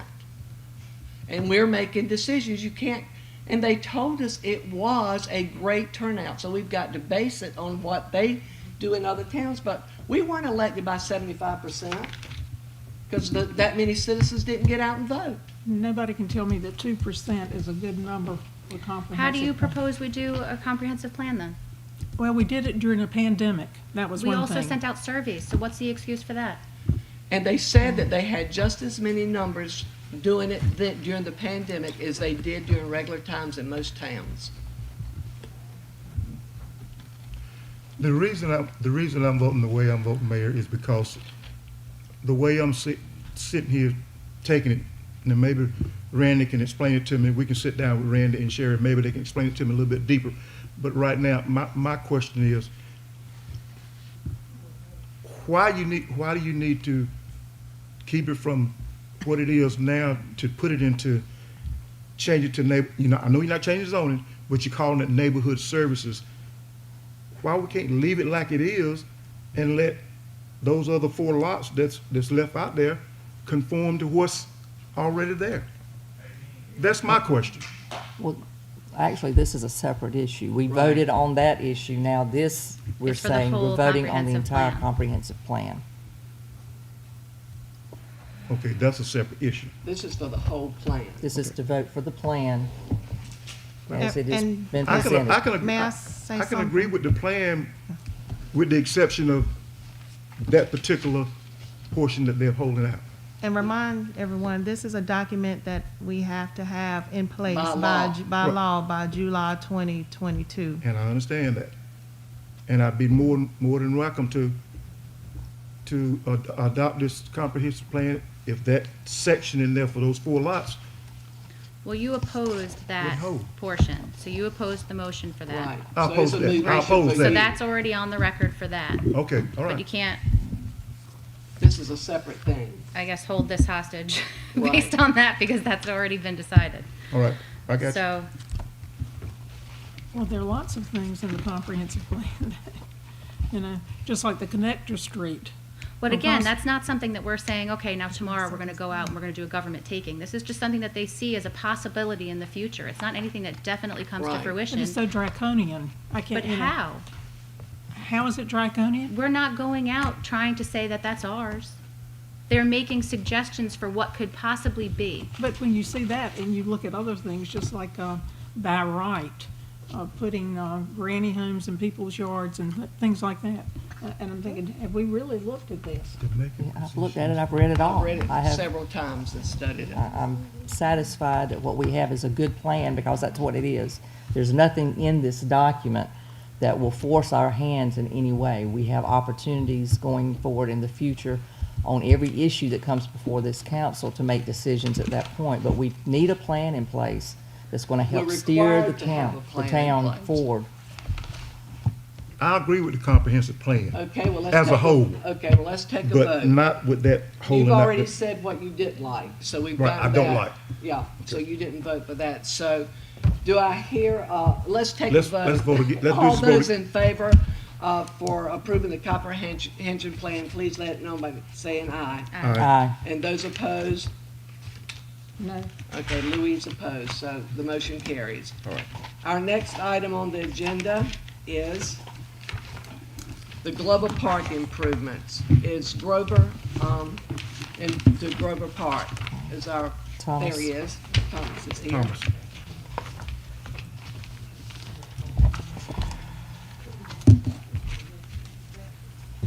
Thank you for having me tonight, Madam Mayor, members of the council. I'm here tonight basically just to get the council's approval on 2 projects that my staff and I identified for fiscal year '22 at Glover Park. As you know, we entered an interlocal agreement back in January of 2021, and with the county providing athletic fields and programs. May I ask you a question? How is that working out? Is there lots of good participation from Nashville? Oh, yes, ma'am. And my plans is we're doing basketball now and indoor soccer, so my plans is to come back to the council with the numbers for Okay, the great. calendar year Okay, from great. January to the end of December. To show us how many national participants that are involved in the program. Correct. How That's many what- how many tournaments we've had. And how many I national knew this was going to be a long meeting tonight. So. Okay, well, thank you. All right. So basically, in your packet is the 2 projects that we identified. The first project is the laser grading improvement project, which last year we did fields 1 and 2 at Glover Park. and this year we're wanting to do fields 3 and 4 at Glover Park. So basically, this project description will be construction on baseball fields 3 and 4, and it consists of the lip removal, dirt added to the fields, and just to make sure the fields are at a proper grade. This project will provide smoother playing surface, decrease standing water, increase playability, allow fewer rain delays, and decrease potential injury. Since these are 2 smaller fields, the total cost for this project is $12,100. And if you look at the pictures in your packet, that first picture is a picture of field 2 at Glover Park, which was the worst field. And we took this picture after we had a downpour of rain, and after about 20 minutes to an hour, there was no standing water on that field. So that's the beauty of moving forward with the laser grading project for fields 3 and 4. The next picture is just a picture of field 1, and you can see the difference as well on that field. And the final picture that we have, I went out to the park the other day and I took a picture of fields 3 and 4 at Glover Park, and you can clearly see the difference in the dirt. Those fields on fields 3 and 4 have sand and does not have a good mixture of the 70-30 Lewisburg mix. Also, if you look at the picture on the left where we have the mound, you can see where the fields have not had any dirt added to them in years, because you can see the water meter that's really a hazard. The green box is the water meter. So once we get those fields, at the proper grade, it will pretty much prevent that from being a problem moving forward. So the first 2 pictures were the ones that were laser graded last time? Correct. Okay. All right. The next project that we identified was the basketball court improvement project. Basically, this project would consist of improving the 2 basketball courts at Glover Park. Improvements would be to seal coat the existing basketball court, lay out the lines for the basketball playing area, and stripe all lines with industrial traffic paint. The project also includes replacing and reinstalling the existing backboards on the 4 existing courts at the park. The justification for this project, pretty much, staff and I, we went out to the park and people were asking why they can't see the lines on the courts, and the basketball courts goals haven't been replaced in a while. You can barely see the line for the free throws on the basketball courts. We want to try to get this done by the end of the year, and the total cost is $4,900. And if you flip over, you'll see the pictures that we took of the basketball courts. Basketball goals. I'm sorry. You can clearly see the backboards are faded, and the lines are faded on the backboards as well. And the rims are rusty and old. And the next picture that we took, you can see where the lines on the courts, you can barely see the 3-point line, barely see the free throw line, and it just needs to be upgraded and improved for our citizens here in Nashville. Any questions? When you say seal coat, is this like loose gravel that I'm seeing, and is it just like beat up, or does it just look that way? It just looked that way. Basically, when we got the quote, he said he'll come through and put, it'll be a fresher black color, what he was telling me, and the lines will be that industrial white paint. Mm-hmm. Yeah. Okay, you've heard Thomas's request, so what is the desire of the board? I move that we approve. Second. All those in favor, let it be known by saying aye. Aye. Aye. Motion carries. and it's Mayor, approved. can I ask one You question, may. Thomas? Out at Glover Park, as far as the baseball dugouts, Thomas, where does that stand? So we received another quote, and what the contractor was telling me, during the pandemic, all the materials went up, and that was more than the $20,000 that was allowed for the improvement. I wanted to move forward with that project, but it was like $25,000 was the cheapest quote that we found. Okay, but it's still on the radar. It's still on the radar. Okay. Yep. Well, can I make a suggestion? Whatever you come up short and what the town gets, then get the county to throw the rest of it in. You know, Larry, that's a very good point, because the county's making The county's the one some making good all the money money. too Yeah. with the tournaments coming in, so it wouldn't be a bad idea. I can take that to our board. Please The do. lights too. Thank you. Please do. Our next item on Thank our you. agenda, thank you, Thomas. Thomas, All right. is the farmer's market review, and Corey is gonna handle that for us.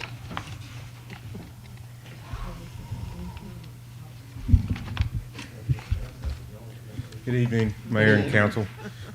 What I have for y'all to consider tonight is an interlocal agreement between Nash County and the town for use of the Nash County Farmers Market Manager to serve as the market manager for the farmers market here in Nashville.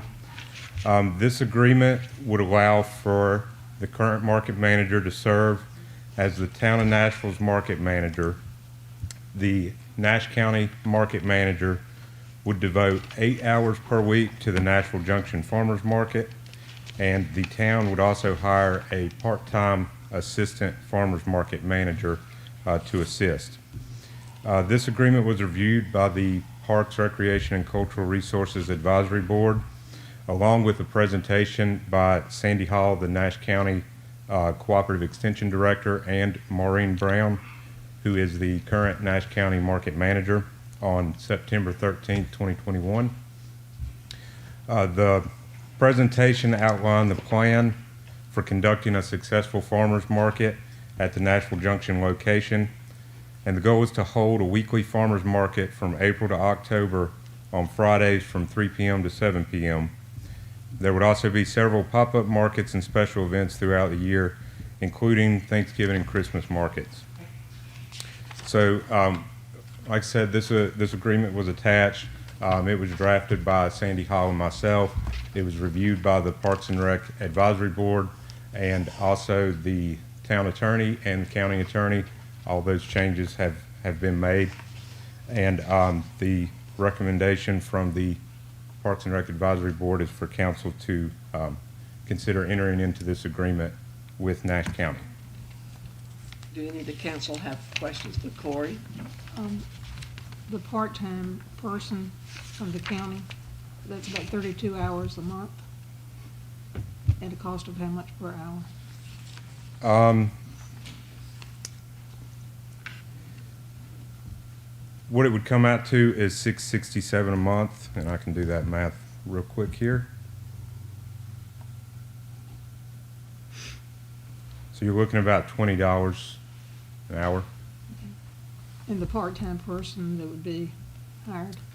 That I would have to check with HR. I'm sure she would hire at whatever the job is classified at. I don't have that in front of me today, but I can get that answer for you. Mm-hmm. And that's in addition to the $1,500 a month that we're leasing. Yes, ma'am. It would be good to have a breakout. And we certainly plan on bringing that to the council. That would be the next step. If you remember, when the budget was put together, council did approve $30,000 for the farmers market. At that time, it was not split out into all those line items, so we'll definitely have to do that here soon. Do we have to let this contract go through the entire 12 months for a whole year when we're only going to be using it for 7? There is a lot of planning that goes in place, and that's one of the reasons that we had that agreement starting in January. There's a lot we have to do to prepare to open that market in April. And if we're going to have your pop-up markets in the fall, and if we're going to be planning for the 2023 season, I think it is important to have that agreement year-round.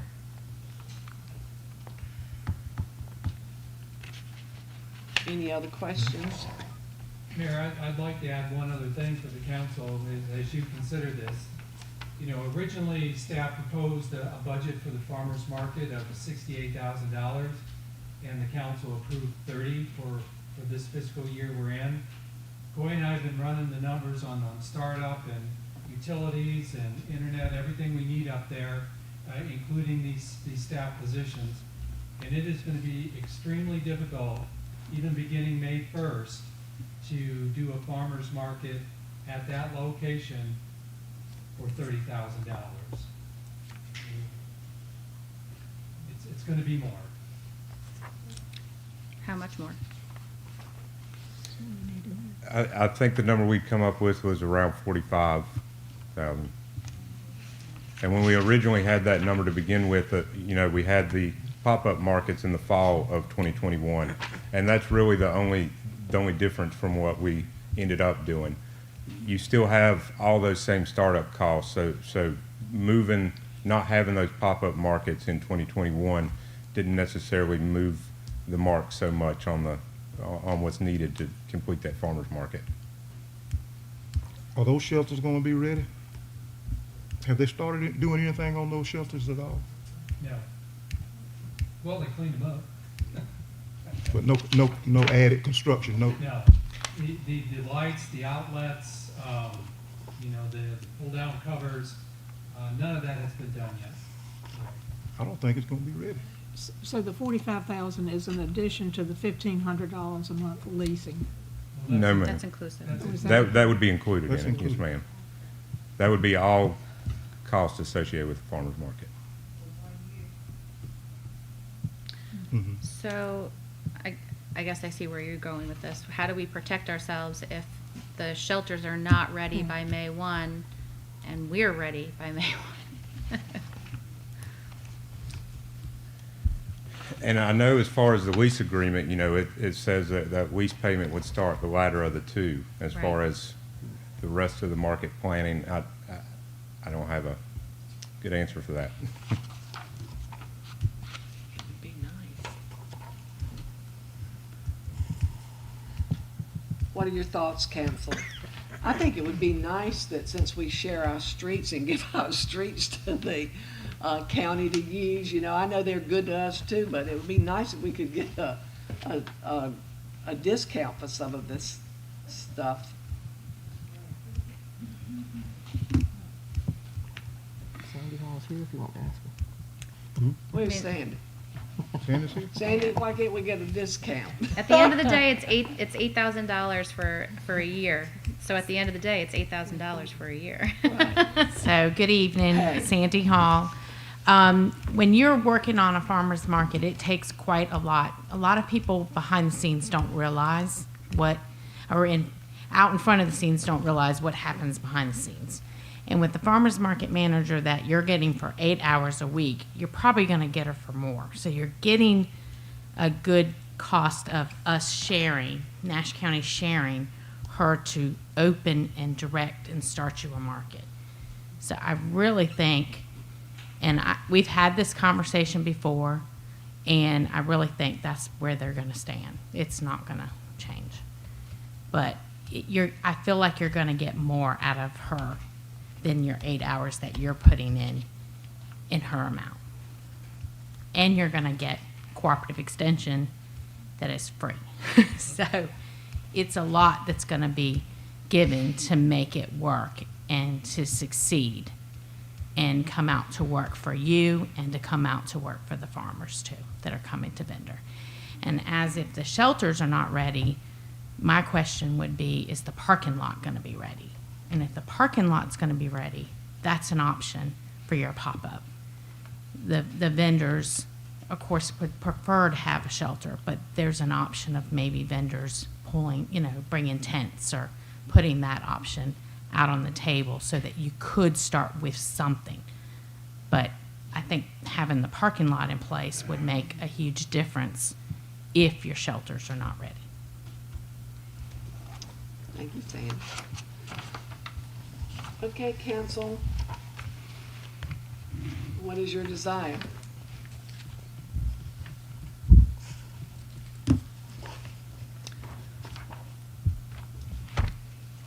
Coy, how soon are you looking at trying to get this started?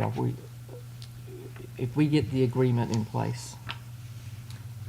And getting what started exactly, the farmer's market? Working with Maureen and getting the planning started for the farmer's market. So, and we had this agreement effective as of January 1, and that's, in that presentation that was given on September 13th, Maureen had kind of laid out a timeline up to opening day, and it has a lot of tasks that need to be completed starting in January, such as sending in our application to have SNAP EBT at the market, designing logo. We got to get the fee schedule set in place, what we're going to charge vendors, policies, procedures, registration fees, start our social media pages. So I plan on starting in January. There's a lot of things we have to do to have that successful market in April. So you want to sign this contract as of January 1?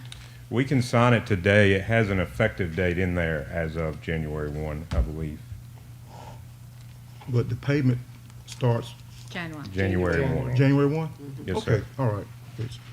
So if nothing is parking lots / shelters and none of that stuff seems to be anywhere close to completion, can we slide this back some? I don't see why not if we get a completion date that's different than what we're anticipating. So do you want to hold off a month before approving this to get a better idea? I'd like to see some construction start before we start signing contracts and spending money. I agree. See something changing. And this would still have to go to the county commissioners, of course. If we push this to December, probably can't get it on their meeting until January. So do we have something in here? So it says that the agreement is effective as of the date of it's approved and signed by both parties. And payment starts Jan 1. Where's the payment? Paragraph 2A. Okay. So can we place in here, and we do say, provided the Nash County Farmers Market Manager is serving as the market manager for the farmers market per the terms of this agreement. So we do kind of protect ourselves with that. So if we say, actually, we don't need you the month of January, Mark, correct me if I'm wrong, but that should cover us where we can push this off.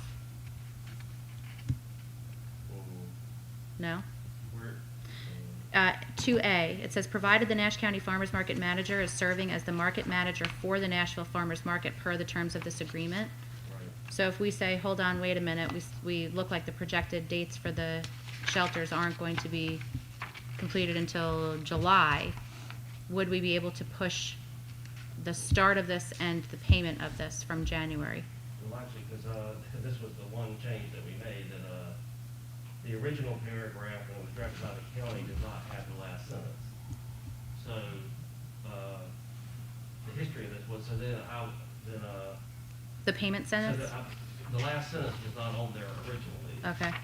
And then after I looked at it, we added the last sentence. And I didn't come up with January date, and they came up with January Okay. date. I mean, it says per the agreement, so I would say that Nashville could not unilaterally change the date of the first payment. If you agree to the contract and the county agrees to the contract, I think you would be contractually obligated to start making payments in January, and then you, of course, mutually could agree to put it off, but it would have to be with their consent. So if we take out that last sentence, though, that payments shall begin? Well, I mean, I think when I originally looked at it, it looked like to me you start paying as soon as you sign the contract. Right. So why don't we just change that to payments shall begin, once, the town of Nashville, initiates commencement of the farmer's market manager or something like that. Leave it a little bit more open-ended so that we can see how things progress from now through Jan 1. Because I do understand you need several months prior to have her start planning. But if we're all of a sudden, December rolls around and we're in late December and things are not looking like they're going to be completed. It's tough because you want to have a successful market and you have to plan to do so, but it would be terrible to do all that planning and it Right, and then not be ready. able to start until July. So we do need some type of contingency, I agree. Right.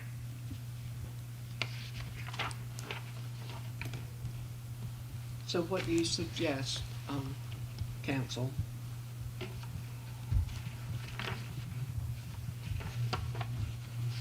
To get the wording? Can we step back from this right tonight, Corey, and see if we can get this and reworded? put this on the next so we agenda can- and see if Mark can just play around with it a little bit to, What was the meeting date? December 7th. We have, We have one we more have one more meeting. meeting in November. we have another November? We have another November meeting, don't we? We can, we didn't have anything. Oh, else. okay. Oh, okay, okay. Can we approve it subject to language that states that the terms of this agreement and the payment for this pending the- agreement is pending our, Facilities. Was the county commissioners consider it on the 6th, knowing that Nashville's going to vote on it on the 7th? We could ask them to. I mean, if the staff is able to work out a change, and we have the change ready to go, do you think the county can consider it on the 6th, and then we approve it on the 7th? I think, but I think the sentence that we could replace that one with would be something like, payments will begin when the town is ready to begin. Right. Yeah, something like that. Yeah, right. And maybe we change the term, the paragraph 3 as well. Or when the venue is ready. Right, to go. right, Mhm, when the venue's ready. right. Right, because it was that paragraph Right. 3 that when I read it, Mhm. it said It was gonna be begins when you immediate. sign it. Right. And that last sentence was not in there, so it Right. looked like to me, and I don't know that they could really contemplate it, but it Right. did look like, it looked like to me the town was going to start paying as soon Right. as it was agreed to, so. Right. We added that in there, but now, yeah. Okay. So do I hear a motion? To do what? To approve it, No. subject to the, Well, I think what we were saying is rewrite a couple of Let's those rewrite a things, few and then things. the county will review and approve and then we'll the day approve before it. that we do on that December meeting, Let's table this time, right? Is that what I, until, to the attorney gets a chance to see if we It can, seems to me it's appropriate for you to table it. I've heard what you've said. Right. You don't need to put it in a motion or anything like that. I can Just table Just it. table. take under advisement everything I've heard. Okay. Just table it. It'll be Do I on the hear a agenda. motion that we table it tonight? I So move made. that we table. Second, second. all in favor, let it be known by saying aye. Aye. Thank you, and thank you, Corey. And Corey, by the way, you did a great job with the Halloween events for Yes. all the children. That was really great. Thank you so much. Our next item on our agenda is the Junction parking lot and green space, and Randy's going to discuss that for us. So we have a proposal from Stocks Engineering to do the design specifications and the bid letting for the parking lot at the Nashville Junction. Councilmember Burns pointed out to me today that we also wanted to have another agreement with Mr. Hurt with regard to the gift of the land, if we do these improvements, that has some language in it to the extent that if it doesn't go down the way it's expected, then this and this and this will happen. That being, any money we spent up to that point would be reimbursable to the town. I don't have that in place yet. Quite frankly, I forgot about that part of it. But, So what do we need to do well, tonight? you can certainly approve this agreement.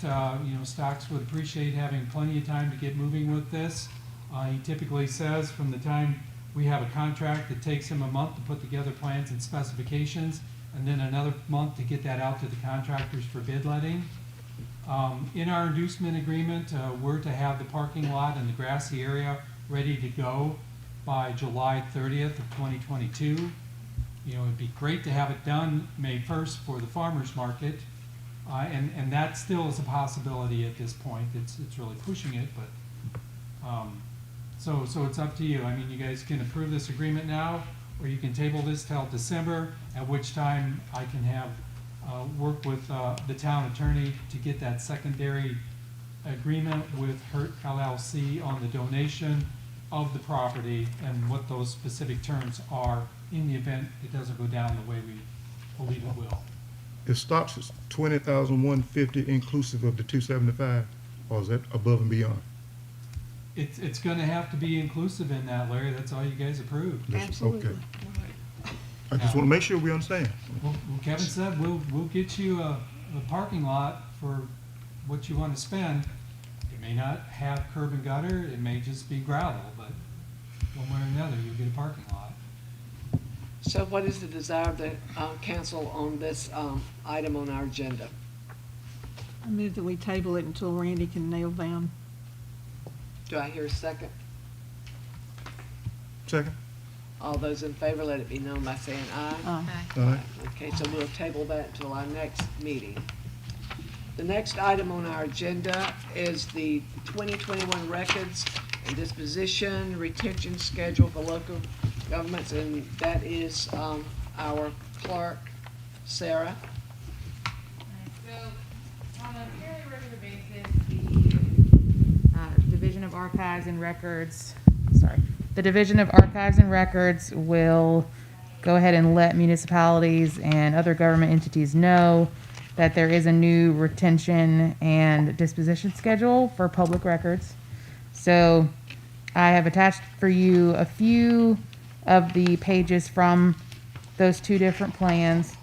Ultimately, I could have included the entire of both plans, but ultimately it would have been a very, very, very lengthy agenda packet. But if you'd like to see those plans, I can get those to you if that's something you would like to see. But ultimately, this is just a very customary item to put in place so that we are following the most up-to-date retention schedule. So you just need for us to approve this resolution. Yes, ma'am. Okay, having seen all this and reviewed it, do I hear a motion that we approve resolution 2021-34? Move to approve. Is there a second? All those in favor, let it be known by saying aye. Aye. Thank you so much. And that concludes all the items on our agenda. Our town manager, do you have a report for us? I don't have anything, no, thank you. How about our council members? Well, to the people that are still here, half of the audience left, you may or may not be sitting in the room tonight. If you voted yesterday, I want to say thank you to everybody that came out and voted yesterday. It was a low turnout, but those that came out, I got some real serious compliments from some people and some words of encouragement. And I thank everybody that came out and voted for me. I'll leave it at that. I had something on my mind, but I'm gonna let old dogs die. Okay. Thank you very much. Do you have anything, Lynn? I do, Mayor. I just want to take the opportunity to thank our staff. I think one of the things that Randy noted in his manager's report to us was the work that had been done by our Public Works Director, Lee, and all of their staff in trying to get everything together so that our meter readings are being done correctly. And I want to thank Lee, but I want to thank all of our department heads because these folks put in just a tremendous amount of work. Sometimes it's not necessarily fun because you have to deal with a whole lot. And I just want to take the opportunity to thank Randy and the staff for the job that they do for us. Thank you. Louise? I have a question about well number 6. Is it producing? It is. Lee? Since Friday. Since Friday. Well, since Friday, okay. But Not a single complaint about air in the water. All right. Yay. is it producing to capacity or is it, Yeah, as expected. okay. Well, Not as much as it once did. Louise. Exactly. That So was the expectation reason. is down a bit. Its yield is down, and that's why the pump that we put back into it was pulling the water level down, and it was sucking air. So we put a smaller pump in that can't pump as much per minute. The water level stays the same in the well, and we're good. Any update on the sewer calibration on Old Carriage Road? Well, that velocity meter is in. It's been in for about 3 weeks now. So we're able to see I think Lee may have reported on the last meeting. And what Rocky Mountain has said, at times when there's a lot of flow going through that and their meter goes underwater, they will use that velocity meter for the purpose of preparing our bill. So, you know, what we've seen in the look-see when we put one in there temporarily on those high flow events, the formula that was being used to calculate, because we couldn't get a meter reading, they assumed a capacity in the pipe and a velocity and generated the bill based on that. I think it was 2.5 cubic feet per second. The actual flow was only 2.1 and in some cases less. So we will get the benefit of an actual reading now when those events happen. But, you know, it's rather ironic since we put the meter in there. No rain. We're in head in the rain. Kate? Excuse me. No, I was gonna say, so we haven't seen any financial benefit at this point? No. But it's there, so if we get those heavy rain events and their meter goes under, we're gonna have the benefit of being billed based upon a more accurate flow, an actual reading, instead of a calculation. Kate? I just wanted to echo statements over there. You know, the voter turnout wasn't there, but those that did come out to vote, we thank.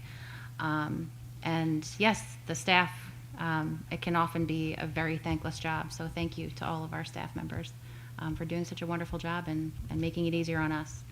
And thank you for everyone for coming out tonight. And I wish I had some like lollipops or something to hand out for those that stayed the whole time. We do appreciate it. And so just continue to come out and continue to be informed. And I thank you for coming out One last also. comment. I would like to congratulate Councilwoman Burns on her new addition and her family as Thank well. you. For And, anyone who doesn't know, I just had a baby. And thank you so much for coming out.